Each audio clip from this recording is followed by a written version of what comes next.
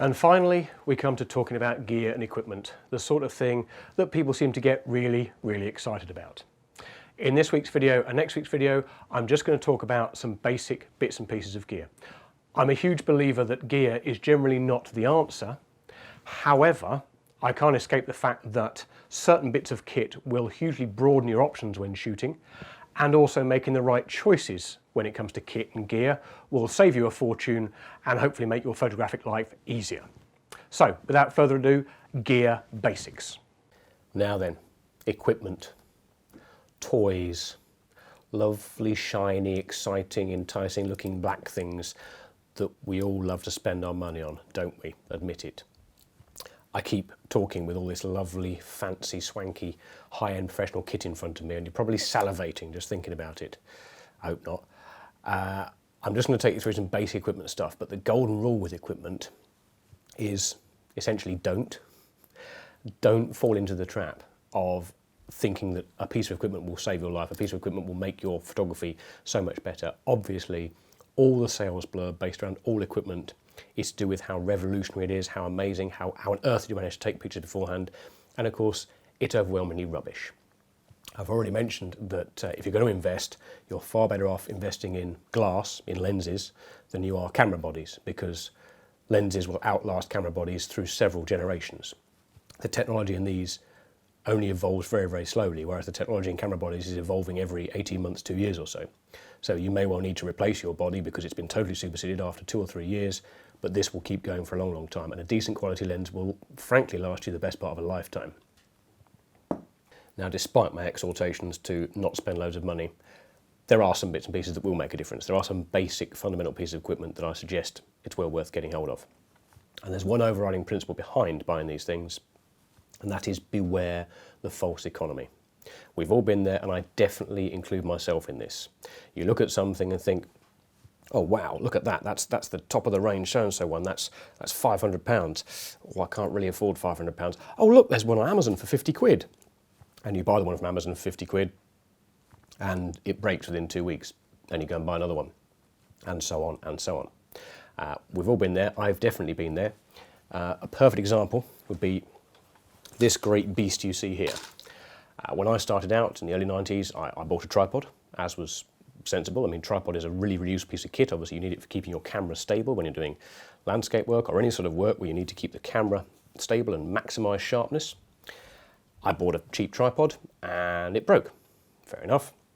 I bought another cheap tripod and that broke. I bought another cheap tripod and that broke, by which point I'd probably spent between 150 and 200 pounds, and going at that rate I was spending it every couple of years, if not shorter. This I bought more than 20 years ago. I was still a student. I think I got a student discount.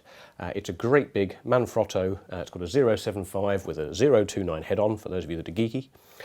It's quite heavy, it's very, very solid, and it has lasted more than 20 years. And it cost me £200. Now, back in those days as a student, £200 was, oh my God, what an insane amount of money for basically 3 metal sticks and a head.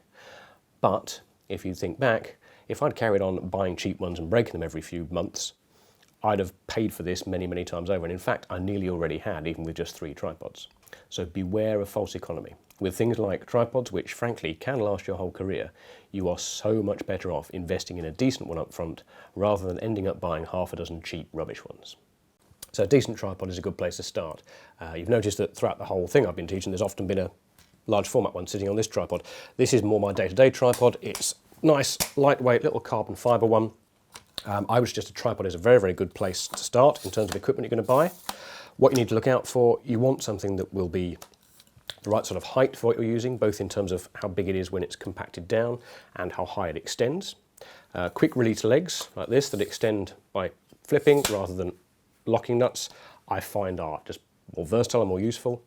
A quick release head though is absolutely essential, whereby you unlock the plate, the camera's attached to this, and you simply drop the camera on, take the camera off. Because the other option is every single time you want to put your camera on the tripod, you have to screw the camera on. That isn't fun, I can assure you. These are also fairly generic and universal. You can buy replacement ones of these for not a lot of money. You don't need to go and spend hundreds and hundreds of pounds, but I would recommend a tripod from a decent manufacturer such as Manfrotto, like this one is, or Gitzo, or another decent brand, and be prepared to spend a bit, but expect it to last you a very, very, very long time. Now, arguably, before you even go and buy a tripod, I'd suggest you need three things. You need spare batteries, you need decent memory cards, and you need a card reader. Now, spare batteries ought to be a complete no-brainer. If you take your photography in any way seriously, going around with just one battery clearly isn't a very good idea, is it? Because you don't want to be out and about, the perfect stuff is happening right in front of you, the perfect sunset, perfect action happening, and you just run out of power. Okay, so get a spare battery. You'd probably be okay with the knockoff versions rather than the official camera manufacturer's versions, because you'll find there'll be an official Nikon, Canon, Panasonic battery, and then there'll be a cheapo version.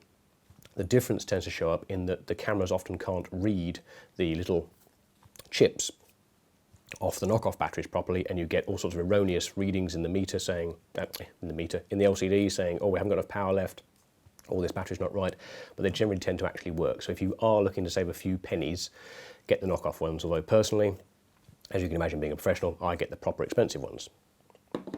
And of course, rechargeable batteries lose their charge.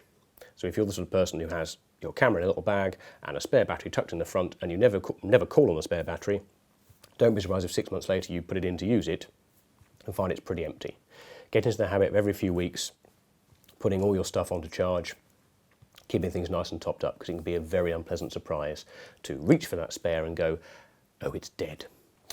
Now, some decent memory cards. Now, obviously, the exact type of memory card your camera takes will vary. It might be compact flash or secure digital or XQD or all sorts of different things.